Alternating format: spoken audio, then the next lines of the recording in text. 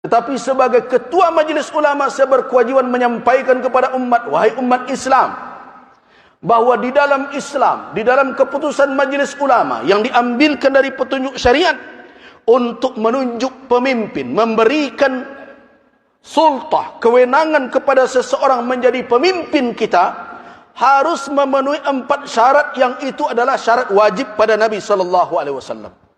Orang tersebut harus siddiq, orang tersebut harus amanah, orang tersebut harus fatanah, orang tersebut harus tabligh.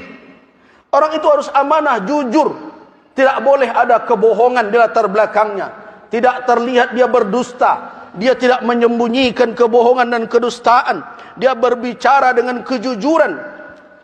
Ini adalah syarat mutlak. Karena jangan sampai orang pendusta dan pembohong diserahkan amanah, setelah itu kita menangis, didustai dan dibohongi sepanjang tahun, 5 tahun yang akan datang.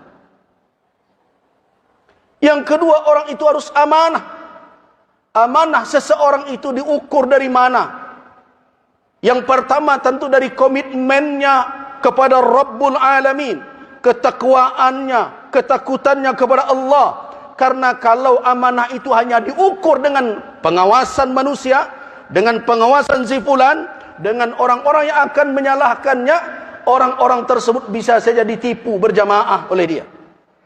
Karena itu pertama sekali dalam mengukur amanah seseorang, bagaimana tingkat komitmennya beragama, ketakwaannya, ketakutannya kepada Allah, salatnya bukan hanya di depan kamera, tanya orang sekitarnya, cari tahu siapa dia. Kalau salatnya tidak benar, bagaimana amanah akan ditumpangkan? Kalau Rabbul Alamin saja, Allah Subhanahu wa taala saja tidak ditakutinya, yang menjadi beban ditanggungjawab di atas pundaknya, bagaimana dengan amanah manusia? Yang kedua, lihat perjalanan hidupnya selama ini. Apakah janjinya bisa dia buktikan atau tidak? Kalau tidak, jangan berkeras juga karena baju saya ini, karena kelompok saya ini, saya mesti begini juga. Hati-hati wahai ibadallah. Setiap kita memberikan kewenangan dan amanah, wala itu tidak selesai hanya dengan keluar di tempat pemilihan itu, tapi akan dipertanggungjawabkan kelak sampai di hari kiamat di hadapan Allah Subhanahu wa taala. Hati-hati. Itu kewajiban din, kewajiban agama memberikan kewenangan itu. Karena itu pilih orang yang amanah, pilih orang yang fatanah, yang cerdas, yang mengerti konsep kepemimpinan.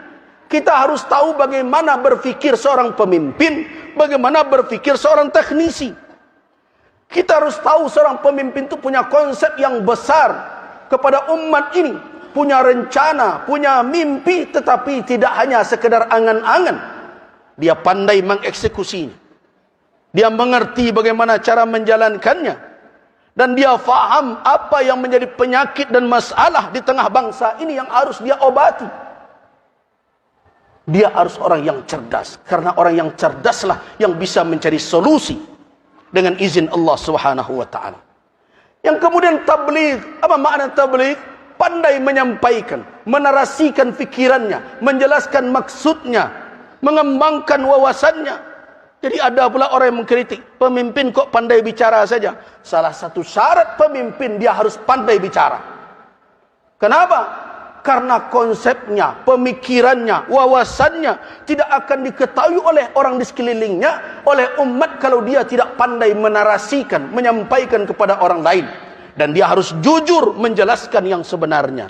Itu tabligh. Apa makna tabligh? Orang itu transparan, orang itu punya kemampuan dan kemauan dengan lurus menyampaikan apa yang ada, yang menjadi tanggung jawab dan tugas. 4 sifat itu wajib. Nah, kalau ada orang yang seperti itu, di dalam fatwa majelis ulama tersebut, wajib memilih orang yang seperti itu. Dan memilih yang selain itu haram hukumnya di dalam Islam. Begitu keputusan. Nah, hari ini saya sampaikan, Allah Subhanahu wa taala menjadi saksi dalam khutbah ini. Allahumma fashhad, ya Allah saksikanlah, saya telah sampaikan kepada umat di negeri ini, kita akan dipertemukan oleh Allah Subhanahu wa taala. Saya lepaskan tanggung jawab saya hari ini, saya telah ingatkan umat khusus di Masjid Muhsinin ini, kalau ada orang yang memenuhi atau mendekati standar yang itu, maka wajib memilihnya, dan memilih yang lain padahal ada orang yang memenuhi kriteria tadi, haram hukumnya. Itu keputusan ijtima' Komisi Fatwa Majelis Ulama se-Indonesia di Padang Panjang tahun 2009. Innallahu malaikatahu